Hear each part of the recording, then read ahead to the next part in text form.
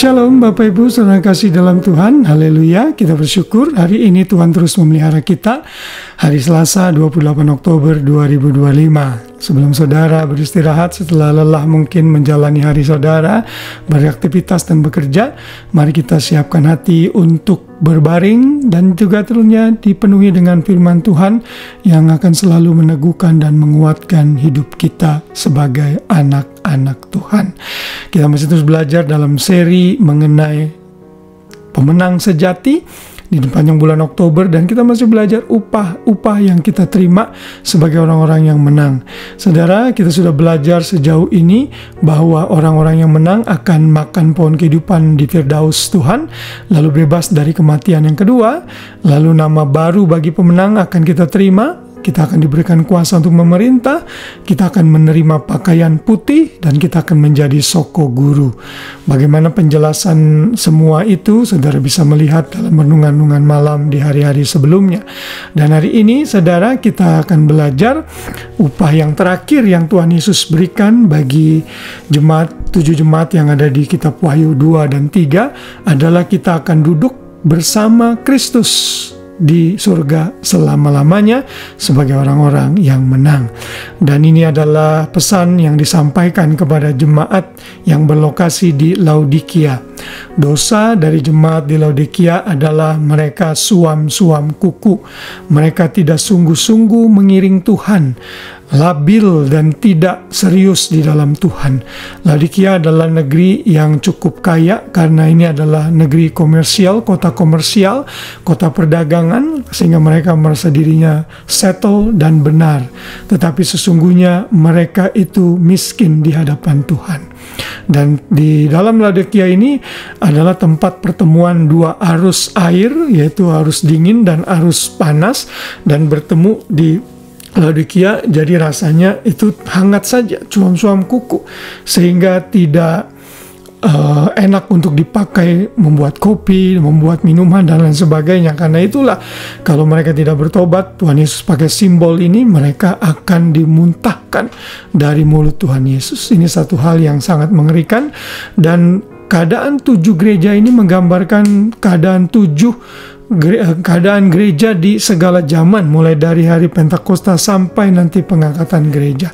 Di gereja akan ada banyak kepalsuan yang mereka harus sadar dan bertobat. Karena itulah renungan yang saya buat ini mengingatkan kita sebagai gereja, saya juga tentunya sebagai hamba Tuhan, saya juga harus mendidik jemaat saya agar tidak terjerat dengan dosa-dosa ini. Kita bisa terjerat dengan dosa ini, karena itu kita harus berhati-hati. Dan bagi orang yang menang, orang ini akan bisa berjalan serius dengan Tuhan, tidak ragu-ragu, tidak suam-suam kuku. Dan bagi orang-orang seperti ini, kita dikatakan akan duduk bersama Kristus memerintah. Itu ada dalam Wahyu 3 ayat 21, saya bacakan ayatnya. Barang siapa menang, ia akan kududukan bersama-sama dengan aku di atas taktanya, sebagaimana aku pun telah menang dan duduk bersama-sama dengan Bapakku di atas takhtaku. Sekali lagi, ayat ini menggambarkan kemenangan Kristus itu karena kemenangan yang sudah dia lakukan di hadapan Bapa dengan menjalankan tugasnya sebagai penyelamat dunia dengan mati di kayu salib bagi kita. Sit with me on my throne, duduk bersama-sama di takhta Tuhan. Ini adalah ekspresi figuratif tentunya, yang berarti kita akan share the privilege dan otoritas. Satu keistimewaan, kita bisa sama-sama share otoritas dengan Kristus dan menikmati hidup bersama dengan Dia dalam pemerintahannya saat Ia bertakhta.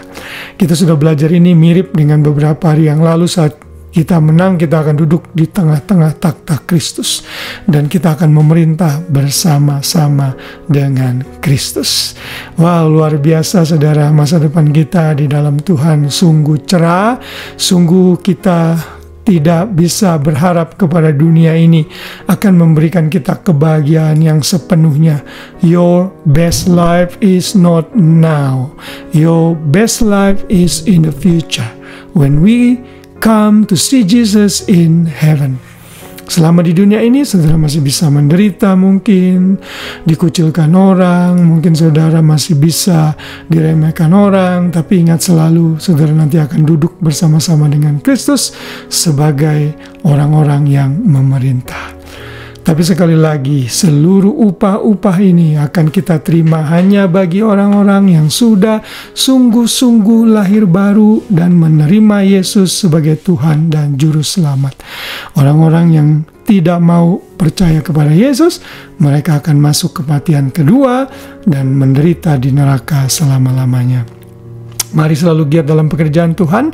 Mari hidup dalam pengharapan, karena upah kita besar di surga. Sebagai orang yang menang, kita akan bersama-sama dengan Kristus suatu hari kelak menikmati indahnya surga kekal, di mana tidak ada lagi sakit penyakit, tidak lagi penderitaan, tidak akan ada lagi kesusahan di sana. Kita akan share governance with Jesus selama-lamanya di langit dan bumi baru, menikmati keindahan Tuhan di surga. Haleluya. Kiranya kasih Kristus menaungi kita semua. Selamat malam dan selamat beristirahat. Shalom.